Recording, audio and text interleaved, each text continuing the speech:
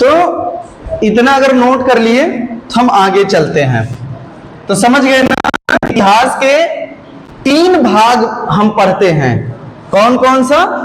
पूर्व ऐतिहासिक काल, आद्य ऐतिहासिक काल और ऐतिहासिक काल। ठीक है, आइए अब इस पर हम चर्चा कर लेते हैं।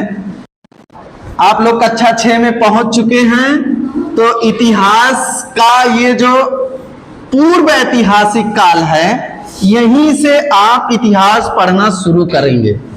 ठीक है ना। सबसे पहले हम वहीं से शुरुआत करेंगे कि मानव रहना कैसे शुरू किया ना। हाँ, क्या खाते थे, क्या पीते थे, कैसे रहते थे, तमाम ऐसी बातें। लेकिन उस समय का कोई लिखित इतिहास नहीं मिलता है। समझ रहे हैं कि कोई लिख के चला गया हो और उसको हम पढ़ के जान जाएं कि हाँ ऐसे ऐसे हुआ था। कहीं कहीं उसके छोटे मोटे टुकड़े मिलते हैं उस समय के हथियारों के, तो उसके अनुसार हम अनुमान लगा पाए कि ऐसा रहा होगा। ठीक है ना। और उस काल को इसीलिए हम लोग पूर्व ऐतिहासिक काल कहते हैं। पूर्व ऐतिहासिक काल कि इतिहास लिखने के पूर्व का काल रहा। और दूसरा नाम इसका और है, इसको हम प्रस्तर काल के नाम से भी जानते हैं। प्रस्तर मतलब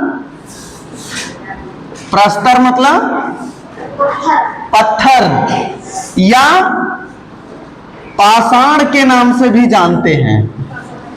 पाषाण, समझ रहे हैं? ऐसा क्यों कहा गया? पाषाण या प्रस्तर काल या प्राक ऐतिहासिक काल या पूर्व ऐतिहासिक काल। ठीक है, इसी को प्रस्तर, पाषाण, पत्थर काल या प्राक ऐतिहासिक, समझ रहे हैं? प्राक ऐतिहासिक, या इसी को हम एक और नाम क्या बताएं? पूर्व। बोलते जाओ भाई, ऐसे भूलोगे। हाँ, काल। तो ये सभी नाम एक ही हैं। ऐसा क्यों?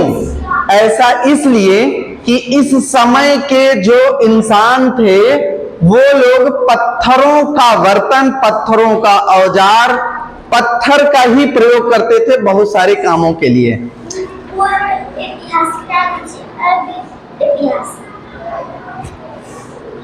आद्य ऐतिहासिक अभी बाद में, पहले तो ये जानो ना, पूर्व ऐतिहासिक, प्राक ऐतिहासिक ये एक ही चीज है। हम क्या कह रहे हैं ये तो समझो, सुन नहीं रही हो। प्राक ऐतिहासिक, पूर्व ऐतिहासिक एक ही चीज है। इसी को हम प्रस्तर काल या पाषाण काल के नाम से भी जानते हैं। ये एक ही है बेटा, अभी वो बाद में हम बता रहे हैं। ठीक है ना। इसको 4 भागों में बांटा गया। किसे? किस काल को? पूर्व ऐतिहासिक या पाषाण काल को। ठीक है ना। पहला है पूरा पाषाण काल। पहले को हम क्या कहें? पूरा पाषाण काल। मतलब ये बहुत पुराना था, बहुत पुराना पाषाण। मतलब उस समय के बहुत छोटे छोटे औजार बनाए। उस समय पत्थर के औजार थे, पत्थर के औजार थे। ये आप पढ़ेंगे, आप अपनी किताब में पढ़ेंगे। समझ रहे हैं? यहीं से शुरुआत होगी आपके इतिहास की। ये इधर उधर घूमते थे। इस समय के जो इंसान थे वो इधर उधर घूमते थे, मतलब आवास विहीन थे। आवास विहीन थे, ये इधर उधर घूमा करते थे। ठीक है ना। इसके बाद आया मध्य पाषाण काल। इसके बाद का जो इतिहास माना जाता है उसे कहा गया, बोलते जाओ, मध्य पाषाण काल। मध्य पाषाण काल में क्या हुआ कि ये जो औजार पहले बहुत भारी भारी थे, ये थोड़ा सा छोटे और नुकीले हो गए, ठीक है ना। औजार में थोड़ा सा कुशलता इसमें दिखाए, औजार छोटे छोटे और हाँ नुकीले हो गए मतलब उन्होंने किया, उसमें प्रयास किया, उसे घिसा, उसमें बुद्धि लगाई, ठीक है ना। इसके साथ ही साथ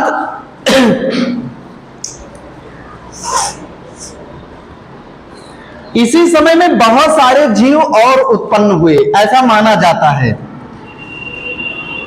कई अन्य जीव, हाँ अन्य जीव और वनस्पतियां।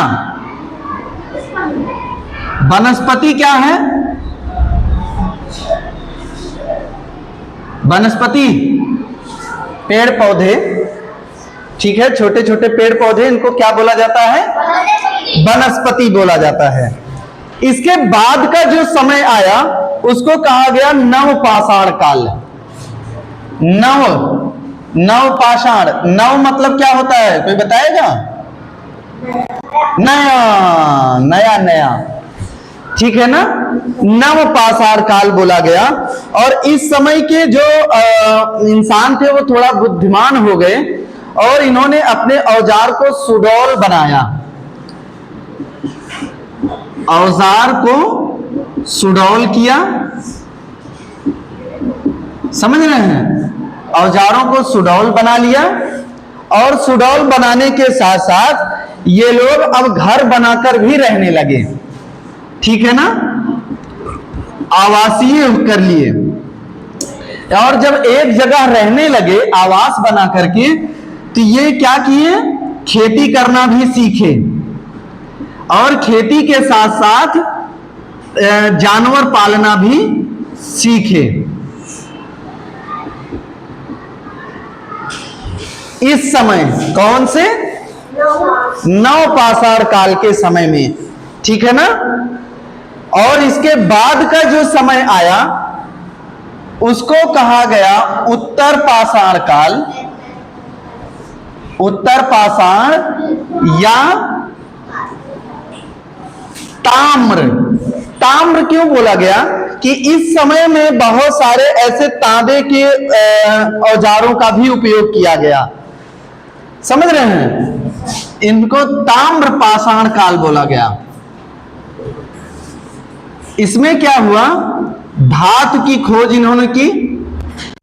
धातु जिसमें कौन कौन सा? तांबा और कांसा। हाँ, तांबा की खोज की, हाँ तांबा और कांसा। इनके औजार अब धातुओं के बनने लगे, समझ रहे हैं?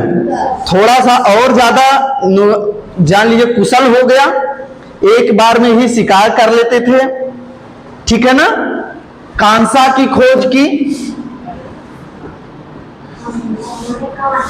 ना ना ना ना, कांसा मतलब कांच नहीं, कांसा मतलब इसमें तांबा और जस्ता मिलाते थे, या तांबा या टिन मिलाते थे, समझ रहे हैं? तांबा या जस्ता या तांबा या टिन मिला करके एक दूसरी धातु तैयार करते थे जिसको कांसा बोला जाता है, ठीक है ना। वैसे तांबा और टिन ही, तांबा और टिन इनको मिला करके एक दूसरी धातु तैयार किए जिसको कांसा बोला गया, ठीक है। तो ये हो गया आपके प्रस्तर काल या पाषाण काल या प्रागैतिहासिक या पूर्व ऐतिहासिक। एक ही चीज है, जैसे एक ही लड़के का नाम राम हो ना, और उसी को हम राम पुकार भी कहते हो, और उसी को हम बढ़िया खिलाड़ी हो तो उसको हम कहते हो कि हाँ कोई और नाम रख दे, जैसे सचिन तेंदुलकर ना। तो एक ही चीज है, ये तीनों एक ही नाम है। अब दूसरा जो था वो आद्य ऐतिहासिक था। अगला कौन सा काल था? आप बताओ बेटा, अब दूसरा कौन सा था? आद्य ऐतिहासिक।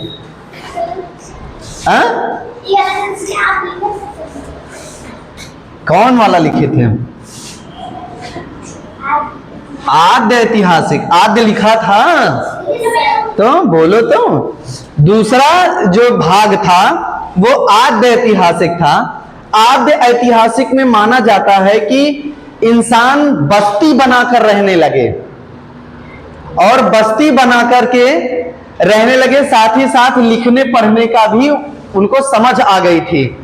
और ऐसे ऐतिहासिक काल में दो सभ्यताएं डेवलप हुई जिनको कहा गया सिंधु घाटी सभ्यता। क्या कहा गया? सिंधु घाटी सभ्यता। हाँ, सिंधु घाटी या इसी को नदी घाटी भी बोला जाता है, नदी घाटी सभ्यता। अच्छा, सभ्यता का मतलब जानते हैं? सभ्यता का मतलब भैया सहूर, संस्कार। और जब इंसानों के पास सहूर आया, सभ्यता आई, तो वो लोग बस करके रहने लगे, कहीं पर बस गए, कहे गांव बना लो भैया। और ऐसा बढ़िया व्यवस्थित गांव बनाया उन्होंने कि आज के समय का शहर भी फेल है। समझ रहे हैं? ये कहां मिला?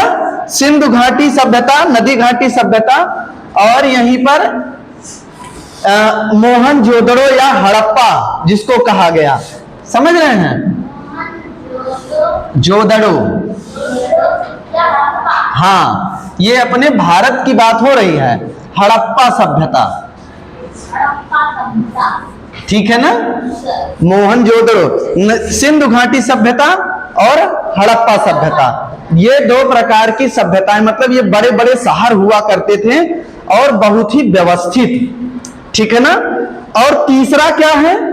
ऐतिहासिक काल। तीसरा पार्ट था ऐतिहासिक। अब पहुंच रहे हैं बेटा, अब हम लोग तीसरे स्थान पर पहुंच रहे हैं ना, ऐतिहासिक पर अब पहुंच रहे हैं। ऐतिहासिक को 4 भागों में बांटा गया है। कौन कौन से? कौन कौन से? जिसको हम लोग कहते हैं प्राचीन इतिहास। क्या कहते हैं? प्राचीन इतिहास, पुराना। समझ रहे हैं? या इसी को प्राचीन काल भी कहते हैं। दूसरा मध्यकाल, मध्यकाल या मध्य इतिहास। समझ रहे हैं? मध्य इतिहास। तीसरा है आधुनिक इतिहास या आधुनिक काल, आधुनिक काल या आधुनिक इतिहास। और चौथा है विश्व का, विश्व इतिहास, ठीक है ना? ये 4 भागों में ऐतिहासिक काल को बांटा गया। प्राचीन काल का जो मतलब है कि आज से लगभग हम 5000 वर्ष पुरानी बात करते हैं, मतलब 3000 ईसा पूर्व से लेकर के, कब से लेकर के? 3000 ईसा पूर्व। हाँ, आज कौन सा साल चल रहा है? 2024। तो मतलब 2024 वर्ष इधर और 3000 वर्ष उधर, तो कितना हो गया? 3 2 5000, 17। अरे 2000 इधर और 3000 उधर, तो 5000 हो गया ना। तो 5000 वर्ष पुरानी अगर हम बात करेंगे, ऐसे इतिहास को जानते हैं तो उसको हम प्राचीन इतिहास के नाम से जानते हैं, ठीक है ना? मध्य का क्या आया? यहां पर शिक्षा में सुधार हुए, शिक्षा, विद्यालय खुले, यूनिवर्सिटियां खुली। अपने यहां बहुत बड़े बड़े विश्वविद्यालय हुआ करते थे, तक्षशिला, नालंदा। समझ रहे हैं? उस समय इतने बड़े विश्वविद्यालय हुआ करते थे कि आज के समय में भी नहीं है ऐसे। ये आगे आप पढ़ेंगे, जब इतिहास के बारे में पढ़ेंगे तो ये सब भी पढ़ेंगे। आधुनिक में बहुत सारे, जैसे कि संसार कहां जा रहा है, फैक्ट्रियां कैसे लग रही हैं, तमाम चीजें, राजनीति की